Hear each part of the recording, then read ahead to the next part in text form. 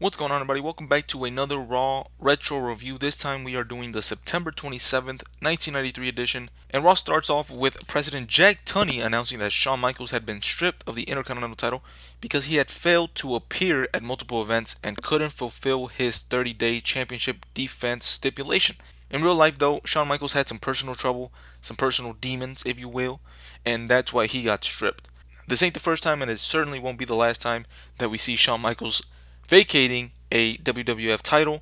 A battle royal is announced for next week where the winner will become the new champion, or the last two remaining will go on to fight each other to determine the Intercontinental champion. Our first match of the night is Tatanka versus Rick Martel, who we haven't seen since around WrestleMania time, that being Rick Martel. I wonder what he's been up to, if he's been on other shows here and there on WWF, or if he actually was let go for whatever reason and now he's been brought back. Tatanka, by the way, is still undefeated. Don't know if that's come up in the last few weeks. Both of these guys will be in the Battle Royal next week. They do a spot I've never seen before where they both go for the abdominal stretch and they interlock their legs and go around in circles until Tatanka is actually able to win and get the hold. Tatanka gets his comeback going, but Martel tosses him into the outside. They both fight for a while and they end up getting counted out. So they needed to protect Martel here. I don't get why, since he's been off TV. I didn't even know that they cared about him like that, especially against an undefeated guy like Tatanka.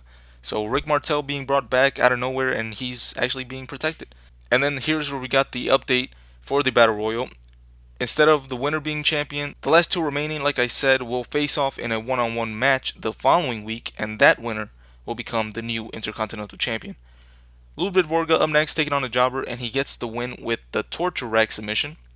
Then in another random match, Jimmy Snuka is back in the ring against the Jobber, and he gets a win. Moving on, IRS for some reason is getting interviewed from his special tax room, or tax locker room, backstage, I guess, his office. I don't know why he has a tax filing office in the backstage area of this place, because they didn't say that this was being recorded elsewhere. They just said, actually, I don't know what they said, but IRS was being interviewed. I'm guessing it was backstage. He has some sort of office back there. He's working. He has two people working for him. I don't understand this one bit. I get that IRS is a tax man, but why is he working at this time? I get it's a Monday, but it's like at the end of the year. I guess you could do taxes at any point, but yeah, it didn't make any sense that IRS had this office to himself being interviewed. He's got the two women working next to him. One of them gets yelled at, even though it looked like she was working. IRS just says that Razor Ramon is going to pay for costing him the match against PJ Walker from last week.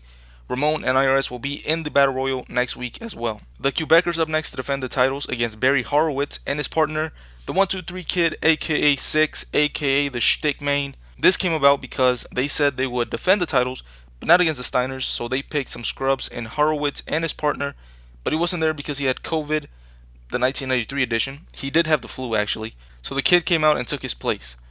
After getting hung up on the ropes twice, the Kid is able to dropkick Jacques to the outside. He plays dead and Johnny Polo calls for some help and they come out with the stretcher. So it looks like they try to weasel their way out of the match, but Finkel announces that the match must continue even if it's just one of the Quebecers. Pierre is a hefty guy, but I do have to give him credit. He doesn't do what a big man from this era does and just take the offense. He's out here working just as much as the smaller guys. 123 Kid takes a nasty fall over the top rope and Polo throws him back in the ring, allowing Pierre to cover him for the win. I don't know why they add so many pieces to a Quebecers match. This was hard to follow along with everything that was going on outside of the ring, but it is what it is, and they are able to retain the belts even when they try to get out of it with the fake injury, or so I think, because Jacques never came back out. So he might have been injured for real, who knows. Then Razor Ramon comes out to be interviewed by Vince McMahon and the commentary guys, but doesn't really say much. He's in the Battle Royal, and they just wanted to remind us, I guess. And that's how the show ends, so let's get to the awards. The best moment also comes with a bad announcement, but the best is that we are getting a Battle Royal to see who will be the next Intercontinental Champion. And of course, the bad part of that is that Shawn Michaels isn't the champion anymore. For the worst moment, I had Razor Ramon coming out to end the show, and he didn't really say anything that mattered. For the worst match, I had 60-year-old Jimmy Snuka getting a spot on the show for whatever reason. For the best match, I had the tag team title match. Again, it was all over the place, but it was still entertaining. The wackest performer, that's going to go to Ludwig Borga. Just another big foreign heel to feed to the American babyface. For the standout performer, I have Pierre of the Quebecers. And I know this might just be because I know who he is now, and I like who he is now. in ROH, but he was really out here doing work with the smaller guys and not just sitting back while they did everything else. This episode will get a good grade from me. The show has some stuff to build for future shows, and of course, that's all we really care for in a wrestling show. Mostly for the Battle Royal next week, but still. So with that being said, I'm out. Not much else to explain or talk about here in these final comments. So yeah, I'm out.